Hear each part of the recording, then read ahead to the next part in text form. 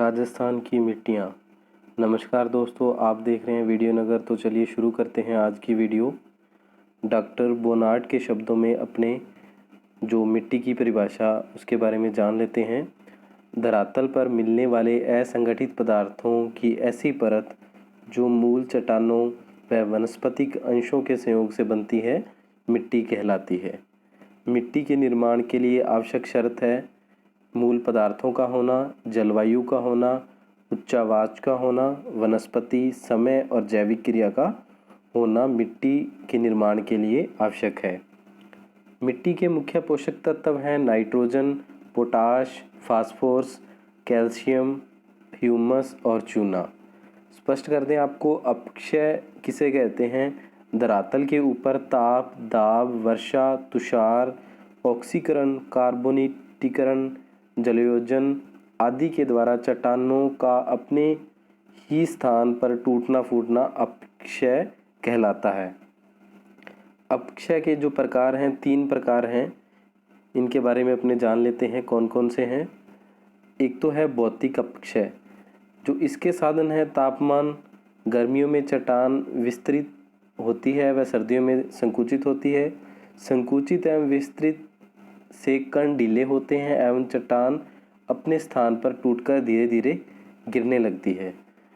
दूसरा है वायु दाब।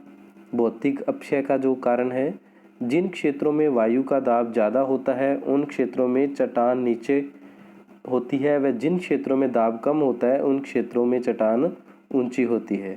दाब के घटने और बढ़ने से चट्टानों के आसपास में कण रगड़ के द्वारा टूटकर अपने स्थान पर गिर जाते हैं। तीसरा जो कारण है वर्षा। जिन क्षेत्रों में वर्षा मूसलाधार व मोटी बूंद के रूप में होती है उन क्षेत्रों में चट्टानों के कण शीघ्र ढीले होकर अपने स्थान पर गिरने लगते हैं। चौथा कारण है तुषार। जिन चट्टानों में दरार होती है एवं उनमें वर्षा का जल भर जाता है और कालांतर में यही जल बर्फ में परिवर्तित होकर चट्टान का आयतन फैलाता है, जिससे चट्टान विस्तारित होती है एवं बर्फ के जल में परिवर्तन होने से चट्टान का आयतन संकुचित होता है। विस्तारित एवं संकुचित होने की इस क्रिया के कारण क्या, चट्टान के कण अपने स्थान पर गिरते हैं। आगे जो दूसरा कारण है अपक्षय का, रासायनिक कारण है। इसके जो साधन है ऑक्सीकरण। जिन चट्टानों में लोहांश की मात्रा होती है वो चट्टान ऑक्सीजन व जल के साथ क्रिया करके लोहांश को लोहा ऑक्साइड में परिवर्तित कर देती है, जिससे चट्टान में जंग जैसे लक्षण दिखाई देने लगते हैं और चट्टान धीरे धीरे अपने स्थान पर टूटने लगती है। दूसरा कारण है कार्बोनिटीकरण। जल व कार्बन डाइऑक्साइड गैस मिलकर हल्का कार्बनिक अम्ल बनाती हैं और इनका प्रभाव उन चट्टानों पर पड़ता है जिनमें कैल्शियम, मैग्नीशियम, सोडियम, पोटाश तत्व पाए जाते हैं। ये तत्व कार्बनिक अम्ल के साथ मिलकर चट्टानों को कमज़ोर बना देते हैं और चट्टानें टूटने लगती हैं। तीसरा रासायनिक अपक्षय का कारण है जलायोजन। जलायोजन की प्रक्रिया में चट्टानों में पाए जाने वाले खनिज जल को सोख लेते हैं। इस कारण उसमें रासायनिक परिवर्तन होने लगते हैं और चट्टानें धीरे धीरे नष्ट हो जाती हैं। तीसरा अपक्षय का कारण है जैविक अपक्षय। इसका कारण है जो धरातल के ऊपरी भाग पर पशुओं के खुर और बिल में रहने वाले जीव जंतुओं के द्वारा अपक्षय होना। आगे बात कर लेते हैं अपने अपर्दन के बारे में। तो अपर्दन किसे कहते हैं? अपक्षय के द्वारा चट्टानों से प्राप्त विखंडित पदार्थों का वायु, जल तथा हिमानी के द्वारा एक स्थान से दूसरे स्थान पर स्थानांतरण अपर्दन कहलाता है। अपर्दन के साधन 3 प्रकार के हैं। पहला है वायु। वायु के द्वारा होने वाले अपर्दन को परत अपर्दन कहते हैं। राजस्थान में सर्वाधिक वायु अपर्दन जैसलमेर जिले में तथा न्यूनतम वायु अपर्दन धौलपुर जिले में होता है। जल या नदियाँ। जल के द्वारा होने वाले अपर्दन को अवनालिका अपर्दन कहते हैं। राजस्थान में सर्वाधिक अवनालिका अपर्दन धौलपुर, सवाई माधोपुर व करौली में होता है तथा न्यूनतम अवनालिका अपर्दन जैसलमेर, बाड़मेर एवं चूरू में होता है।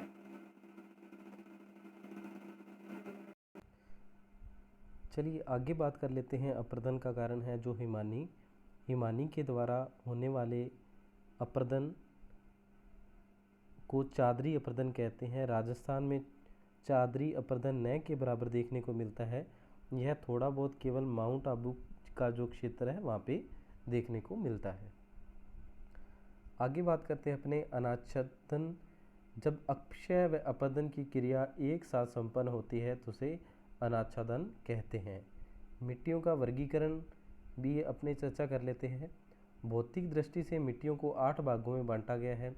भूरी मिट्टी, सिरोजम मिट्टी, लाल बालुई मिट्टी, लवणीय मिट्टी, दोमट मिट्टी, पहाड़ी मिट्टी, बालुई मिट्टी और जालोड़ मिट्टी के रूप में बांटा गया है। रासायनिक रंग रूप बनावट की दृष्टि से मिट्टियों को 4 भागों में बांटा गया है। बारीक कणों वाली मिट्टी, इस मिट्टी के अंतर्गत काली, कपासी, रेगल मिट्टी को शामिल किया जाता है।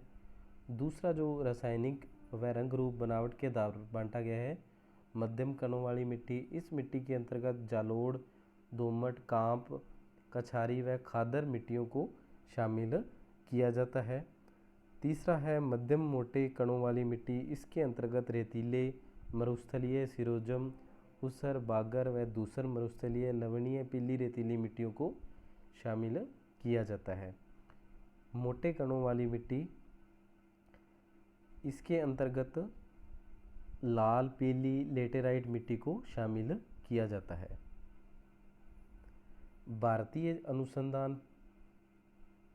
भारतीय अनुसंधान परिषद के अनुसार मिट्टियों को 7 भागों में बांटा गया है। एल्फीसोल, वर्टीसोल, मोलिसोल, इनसेफ्टिसोल, एरिडोसोल, एंटीसोल और 7वां है अन्य प्रकार की मिट्टियाँ।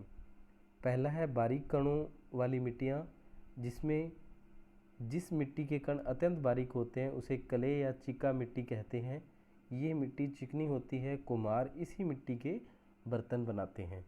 जो इसका निर्माण है ज्वालामुखी से होता है। इस मिट्टी का ज्वालामुखी से गर्म पदार्थ निकलता है। यदि यही गर्म पदार्थ धरातल के अंदर जमता है तो इसे मेग्मा के नाम से जानते हैं। मेग्मा धरातल के अंदर ग्रेनाइट चट्टानों का निर्माण करता है एवं यह चट्टान धरातल के ऊपर न होने के कारण अपक्षय से बच जाती है। इस चट्टान से धरातल के आंतरिक भाग में मार्बल का निर्माण होता है। ज्वालामुखी से गर्म पदार्थ निकलता है। यदि यही गर्म पदार्थ धरातल के बाहर जमता है, पहले अपने पढ़ा था कि धरातल के अंदर जमता है, अब अपने पढ़ रहे हैं कि बाहर जमता है, तो इसे क्या है लावा के नाम से जानते हैं। लावा से धरातल के ऊपर बोसाल्ट चट्टानों का निर्माण होता है एवं इसी चट्टानों का धरातल के ऊपर होने के कारण भौतिक, रासायनिक, जैविक अपक्षय एवं इसी अपक्षय से बारीक कणों वाली मिट्टी का निर्माण होता है। दोस्तों, हम लगभग टॉपिकों पर जो जियोग्राफी के राजस्थान से संबंधित टॉपिक हैं उन पर वीडियो बना चुके हैं। आप हमारे चैनल पे विजिट करके देख सकते हैं या नीचे डिस्क्रिप्शन में भी उन वीडियो का जो लिंक दिया गया है। चलिए आगे बात करते हैं मध्यम कणों वाली मिट्टी। यह मिट्टी नदियों के द्वारा लाई गई अवसाद के जमाव से बनती है तथा इसका रंग भूरा होता है। जो मध्यम कणों वाली मिट्टी है इनका रंग क्या है? भूरा होता है। लवणीय में क्षारीय मृदा के स्थान के नाम रेह, कल्लर, रकार, उसर, कार्ल व चोपेन हैं। जिन मिट्टियों का निर्माण नदियों के अवसाद के जमाव से होता है उनमें कैल्शियम, पोटेशियम, फास्फोरस, चूना, ह्यूमस आदि उपजाऊ तत्व अधिक मात्रा में पाए जाते हैं। इन उपजाऊ तत्वों के कारण ही मिट्टियों का रंग भूरा होता है, इसलिए नदी निर्मित मिट्टियों को भूरी मिट्टी भी कहते हैं। ऐसी मिट्टियाँ समस्त प्रकार की मिट्टियों से अधिक उपजाऊ होती हैं। ये जो मिट्टियाँ हैं निम्नलिखित हैं: कांप मिट्टी, दोमट मिट्टी, जालोड़ मिट्टी, कछारी मिट्टी, खादर मिट्टी, एल्फीसोल मिट्टियों को शामिल किया जाता है। ये क्या है? जो नदी के जो अवसाद के कारण जमती हैं, जो नदी के पानी के साथ जो कण आ जाते हैं वो जो जमते हैं उन्हें इन मिट्टियों में बांटा जाता है।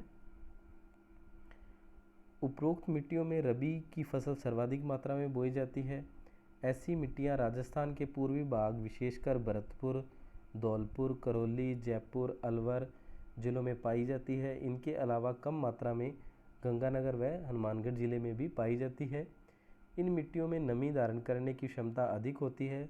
लौहांश के कणों के कारण मिट्टी धीरे धीरे लाल मिट्टी में परिवर्तित होने लगती है। आगे बात करते हैं अपने मध्यम मोटे कणों वाली मिट्टी के बारे में। इसके निर्माण की दो शर्तें हैं, एक तो वर्षा अधिक होनी चाहिए और तापमान क्या अधिक होना चाहिए, तभी उसी स्थान पर क्या मध्यम मोटे कणों वाली मिट्टी देखने को मिलती है। इस मिट्टी का रंग क्या लाल होता है। लोहांश युक्त चट्टान जब जल व ऑक्सीजन से क्रिया करती है तो लोहा ऑक्साइड में परिवर्तित हो जाते हैं।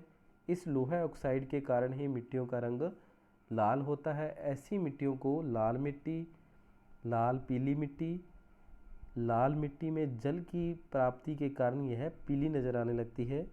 तीसरा है लेटेराइट मिट्टी, चौथा है मोलिसोल मिट्टी के नाम से जानते हैं। उपरोक्त मिट्टियों में रसदार फल, खट्टे फल, अफीम, मक्का की खेती सर्वाधिक होती है। राजस्थान में ऐसी मिट्टियाँ डूंगरपुर, बांसवाड़ा, उदयपुर, चित्तौड़गढ़ में सर्वाधिक देखने को मिलती हैं।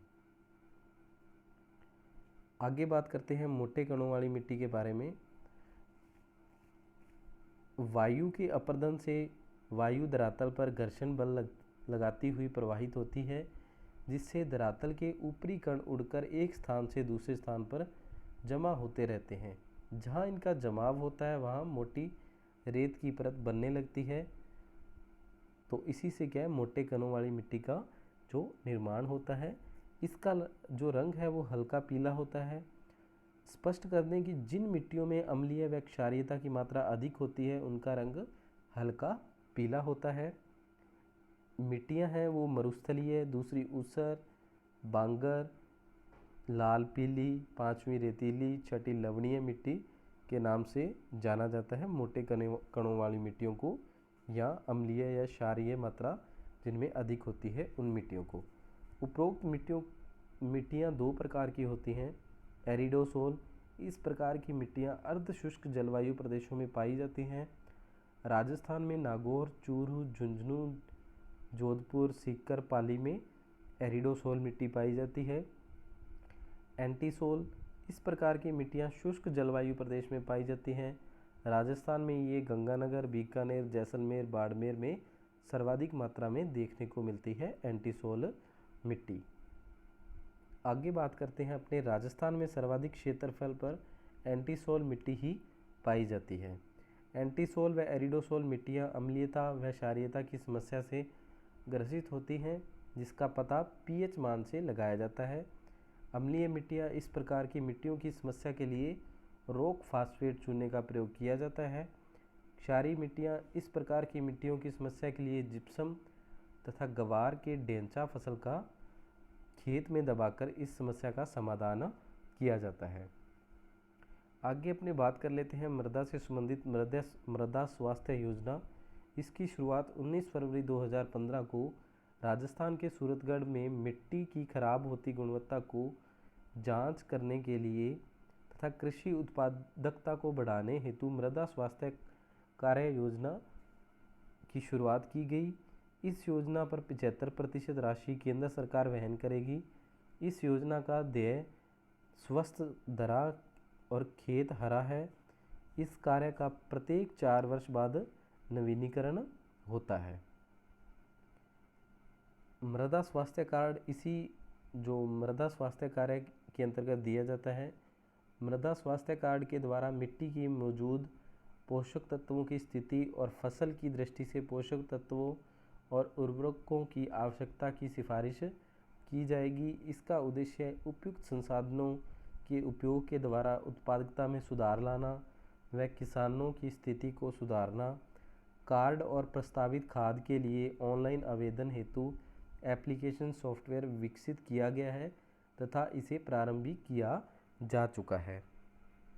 आगे बात करते हैं मिट्टी से संबंधित राइजोबियम। एक प्रकार का बैक्टीरिया है जो दलहन वाले पौधों की जड़ की ग्रंथियों में रहता है तथा मेज़बान पौधों के लिए लाभकारी नाइट्रोजन का स्थिरीकरण करता है। राइजोबियम मिट्टी की रेंगती हुई मृत्यु। मिट्टी के पोषक तत्वों का वायु व जल के साथ बहकर जाना ही मिट्टी की रेंगती हुई मृत्यु कहलाता है।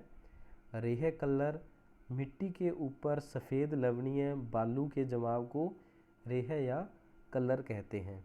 नेहड़ या नेड़, जालोर, बाड़मेर, पाली के आसपास के क्षेत्र में क्षारीय मिट्टी को नेड़ या नेहड़ कहा जाता है। नाइट्रोजन राजस्थान में सर्वाधिक प्रयोग किया जाने वाला उर्वरक पदार्थ है। मटर व दाल, मिट्टी में नाइट्रोजन की मात्रा बढ़ाने के लिए मटर व दाल उगाई जाती है। खरपतवार किसे कहते हैं? तो मुख्य फसल के साथ अवांछित पौधों का उगना ही खरपतवार कहलाता है। 24D यह खरपतवार से बचाने के लिए एक कीटनाशक दवाई है।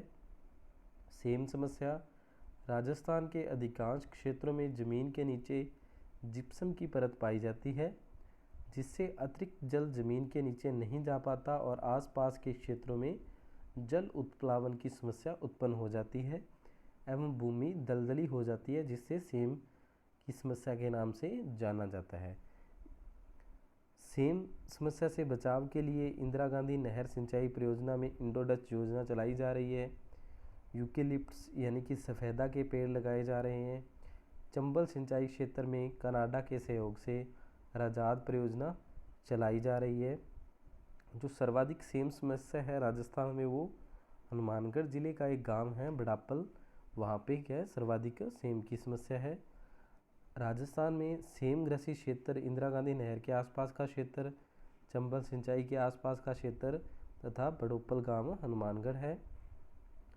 मिट्टी अपरदन को रोकने के उपाय हैं जो खाली पड़ी मिट्टी और नदियों के किनारे वृक्ष लगाए जाएं, अनियंत्रित पशुचारण पर नियंत्रण लगाया जाए, फसलों को बदल बदल कर बीजा जाए, पहाड़ों व ढालू भागों पर बहते हुए जल को रोका जाए तथा ढालू क्षेत्रों में सीढ़ीदार कृषि की जाए।